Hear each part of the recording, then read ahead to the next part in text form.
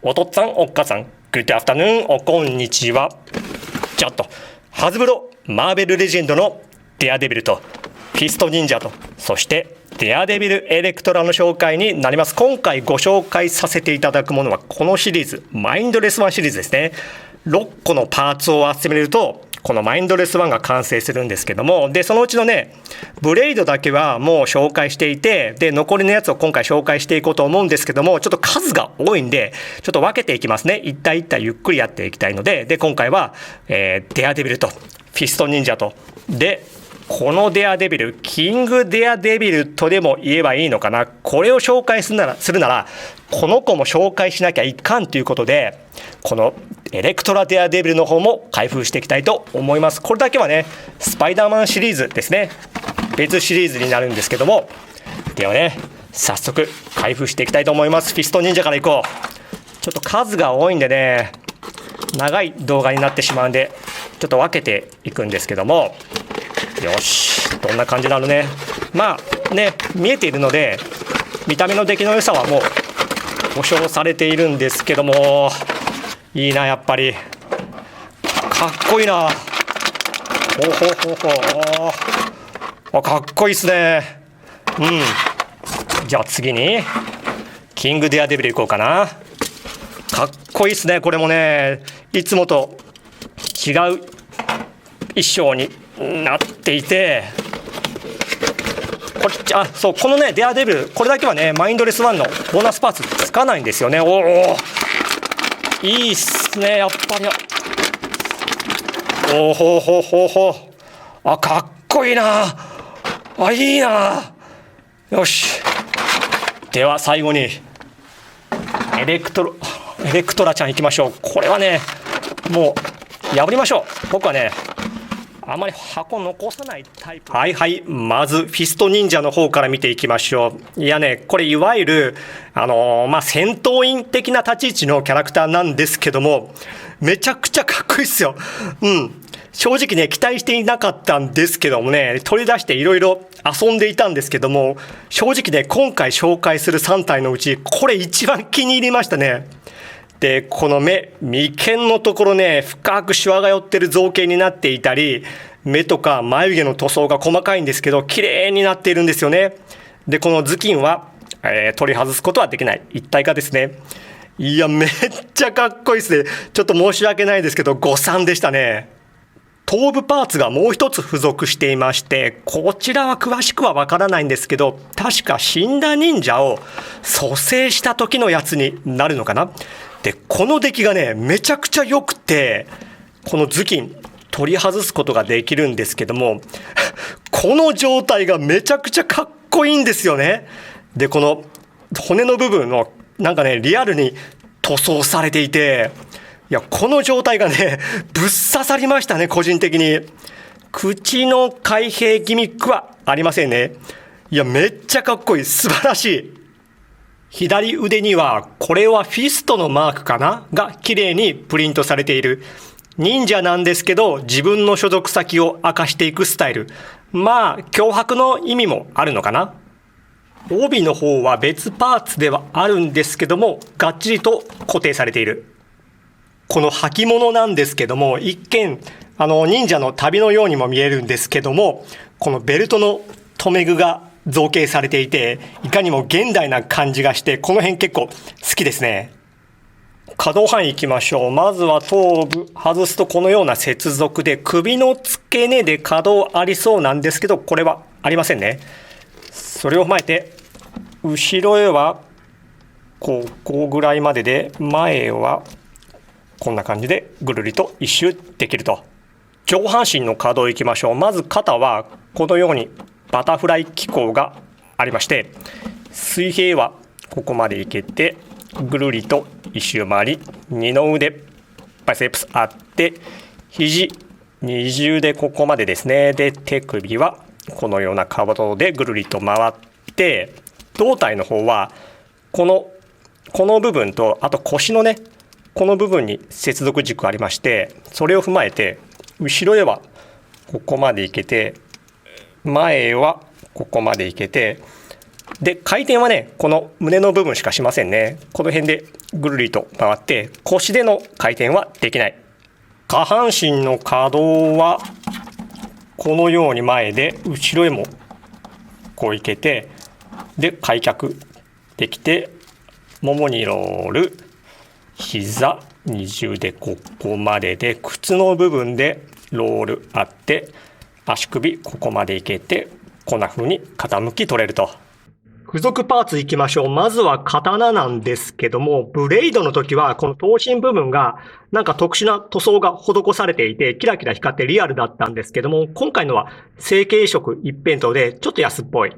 そんな刀は帯に鞘なしでぶち込むという常軌を逸したスタイル。こちらは鎌ですね。こちらも成型色一辺倒。鎖はなし。手首パーツは武器の持ち手が左右分。そして最後にビルドパーツであるマインドレス1の左腕とグーの握り手。では次にマッドマードックデアデビルいきましょう。今までのデアデビルとは様相が変わっていて、まずこの長いひげが蓄えられているんですけど、これが渋くてめちゃくちゃかっこいい。でひげもそうなんですけど、髪の毛の造形塗装が非常によくできていて、色のはみ出しとかも全然ありませんね。唇の部分も綺麗に塗られています。なんですけども、デアデビルといえばね、食いしばり顔が欲しかったんですけど、まあ値段上がってもいいんでその辺つけてもらいたかったかな。あと作中フードをかぶったり、あと袖なしの羽織を着ていたりするんですけど、その辺のところが付属しないのがちょっと寂しいかなとは思うんですけども、それまでつけてしまうと値段がとんでもないことになりそうなので、それは仕方ないかな。で思ったのが、この先ほどのフィスト忍者のフード、これをねかぶせてみたらどうかなと思ったんですけども、ちょっと合いませんね。残念。胸にはいつものデアデビルのマークが綺麗にプリントされていて、この肩の造形を見る感じ、近代的なボディースーツかなと思いきや、このコテの部分は布で巻いたような造形になっている。で腰のこのベルトは別パーツで取り外すことはできない。下半身の方も袴のような造形になっていて、この履物も先ほどのコテ同様、布が巻かれたようなデザインになっていますね。可動範囲いきましょう。まずは頭部、後ろへはこうで、前はねこのひげとこの先ほど言ったフード、これがね脱いだ状態の造形がされていると思うんですけど、これが干渉して全くうつむことはできませんね。でぐるりと一周回ってこのように傾き取れると。上半身の可動は肩にバタフライ機構はありませんね。水平はこうでぐるりと一周できて、二の腕でロールあって、肘が二重でここまでいきますね。で手首はこのような可動で、胴体は胸と腰ですね。接続部は後ろへはこうで、前はこうで、で腰でぐるりと回ると。下半身の可動は前はここまで、後ろはここまでかな。で股割りできて、ももロール、膝二重でここまでいきますね。で足首後ろへはこうで、前はこうで、このように傾き取れると。付属パーツの方はデアデビルおなじみのビリークラブ、このように連結できて、軟質素材なのもいつも通り。こちらは両端に刃のついたなぎなたのような下にも恐ろしき武器。刃の部分が塗装されていて、塗り分けが非常に綺麗ですね。なんですけど、この武器を使って不殺を貫くことができるんでしょうか。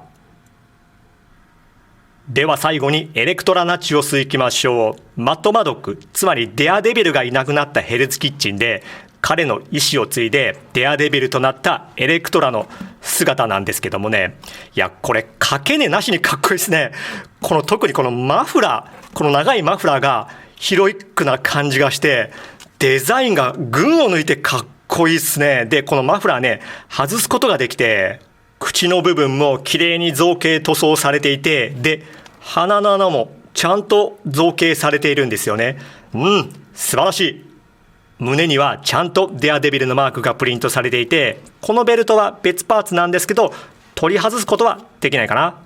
先ほどのマッドマードックのデアデビル同様、忍者装束を思わせるようなデザインですね。実際忍者を率いるんですけども、可動範囲いきましょう。まずは頭部、マフラーをつけたままでいくと、後ろへはこれぐらいいけて、前へはここまでいきますね。でマフラーごと持ってこうやってやるとぐるりと一周いけますね。上半身の可動、まずは肩、バタフライ機構ありませんね。水平はこうでぐるりと一周回って、二の腕でぐるりと回って、肘二重でここまでいきますね。手首がこっちの可動かな、ぐるりと回って、で胴体後ろへはこうで、前はあんまいかないですよね。この女性素体ね、ちょっと前行きづらいんですよね。ですので分解してね、ここねちょっと削ってあげるとかがめるようになりますね。で、腰にはロールありませんね。下半身の可動は前はここまでかな。で後ろへは